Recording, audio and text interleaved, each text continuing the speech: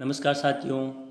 तो आज हम राजस्थान स्कूल शिक्षा विभाग की ओर से जो कार्यक्रम चलाया जा रहा है उसके बारे में संपूर्ण जानकारी देंगे। मुख्यमंत्री शिक्षित राजस्थान अभियान के तहत प्रखर राजस्थान 2.0 कार्यक्रम शुरू किया गया है, जिसमें छात्रों के पठन कौशल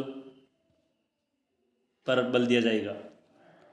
प्रखर राजस्थान 2.0 में 90 दिवसीय पठन अभियान के तहत रेमेडिएशन पर जोर दिया जा रहा है और इस अभियान में विद्यार्थियों पढ़ने की आदत विकसित करने व उनके पठन कौशल को निखारने का प्रयास जारी है। तो इसमें कुछ शिक्षक साथी बोल रहे थे कि रजिस्टर कैसे संधारित करना है और पाठ्य योजना कैसे तैयार करनी है। तो इस वीडियो में आपको संपूर्ण जानकारी दूंगा। तो आइए शुरू करते हैं। सबसे पहले हम जानेंगे प्रखर राजस्थान 2.0 क्या है। इसमें मुख्यमंत्री शिक्षित राजस्थान अभियान MSRA सत्र 2025-26 के अंतर्गत प्रखर राजस्थान 2.0 शुरू किया गया, जिसका लक्ष्य है जनवरी 2026 तक सभी विद्यार्थी पठन कौशलों में सक्षम होंगे। इसके लिए हम साप्ताहिक कार्य योजना तैयार करेंगे। रजिस्ट्रेशन इस प्रकार करेंगे। ये मुख्य पेज है, इस पे अपन ये चीज़ें लिख देंगे।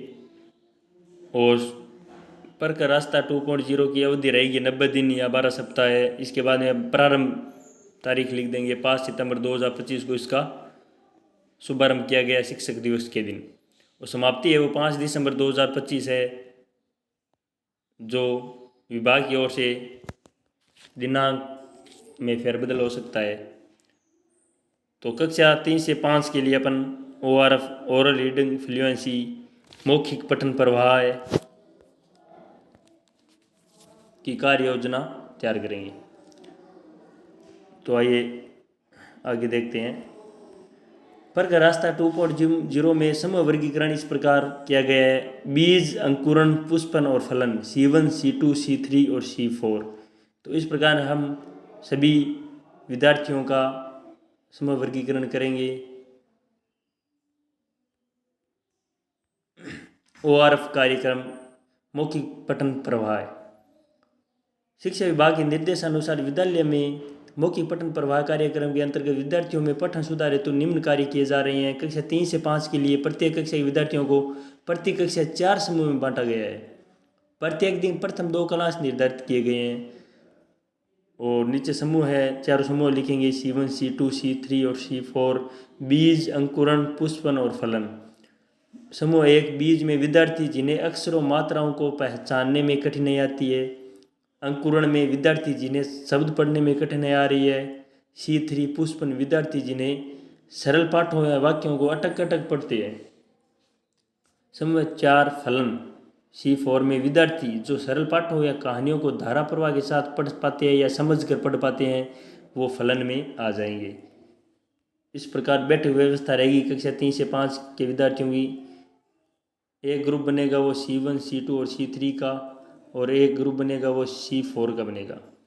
रीडिंग रेमेडिएशन के दौरान बैठक व्यवस्था इस प्रकार रहेगी: C1, C2 और C3 की एक समूह बनेगा, और C4 वाले हैं वो धारा प्रवाह के साथ पढ़ पाते हैं, तो उनको हम लाइब्रेरियन पुस्तकें, कहानियाँ, पुस्तकें वगैरह प्रोवाइड कर देंगे, तो उससे वो सीख जाएंगे।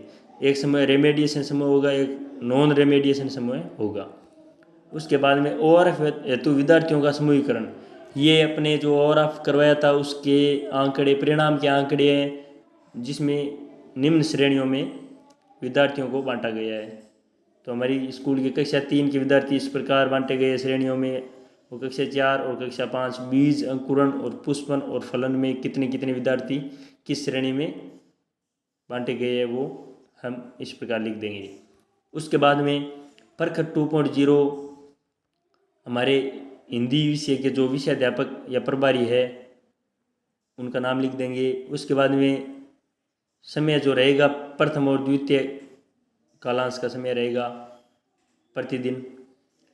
तो साप्ताहिक कार्यक्रम इस प्रकार रहेगा: प्रथम सप्ताह दिनांक 8 से 13 सितंबर तक रहेगा। विषय वस्तु कैमेलेना हो जाएगी, सहायक सामग्री ABL kit, flash card, card वगैरह जो भी, और विशिष्ट विवरण में अपन भाषा कौशल विकास, पठन कौशल विकास कुछ भी डाल सकते हैं।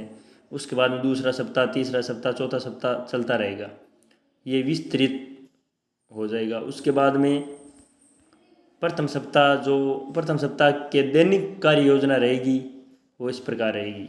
दिनांक लिख देंगे 8, 9, 10, 11, 12, 13 और दिन प्रतिदिन 1, 2, 3, 4, 5, 6 दिन हो जाएंगे सप्ताह में।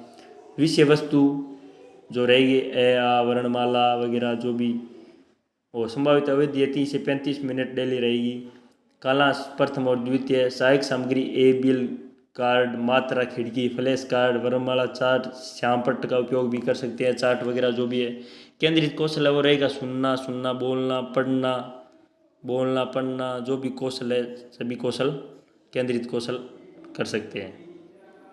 उसके बाद में जो भी प्रथम सप्ताह कार्य योजना रहेगी उनमें अधिगम क्षेत्र सीखने के जो भी क्षेत्र रहेंगे, गतिविधि और उद्देश्य क्या रहेंगे वो इस प्रकार अपन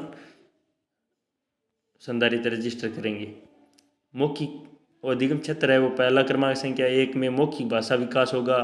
गतिविधि समूह 1 और समूह बी, C1, C2, C3 अलग अलग समूह हो जाएंगे। समूह 1 ए में आएंगे C1 और C2, समूह बी में आएंगे C3। उद्देश्य रहेगा बच्चों की मौखिक भाषा का विकास। समय रहेगा 15 से 20 मिनट। दूसरा रहे डिकोडिंग ध्वनि प्रतीक संयोजन, जिसमें 15 से 20 मिनट का समय रहेगा। ध्वनि जागरूकता का ज्ञान करवाना है। आसपास के परिवेश से सरल शब्दों को जोड़ कर करवाया जाएगा। फ्लैश कार्ड के माध्यम से भी वर्णों की पहचान करवाएंगे, वर्णों से शब्दों का निर्माण करवाएंगे। और इस प्रकार तीसरा धारा प्रवाह पठन व समझना, जिसका समय 15 मिनट रहेगा। पठन कौशल का विकास करना इसका उद्देश्य रहेगा। और इसके बाद में लेखन रहेगा श्रुत लेख, जो समूह 1 के बच्चे होंगे वो 2 से 3 शब्दों में श्रुत लेख लिखेंगे और इससे श्रवण लेखन कौशल का विकास होगा। उसके बाद में जो अंतिम अधिगम क्षेत्र होगा वो पुनरावृत्ति का होगा। समय 10 मिनट अपन उनसे पुनरावृत्ति कराएंगे जिससे उनके पठन कौशल का विकास होगा। तो इस प्रकार हम रजिस्टर संधारण कर सकते हैं। धन्यवाद।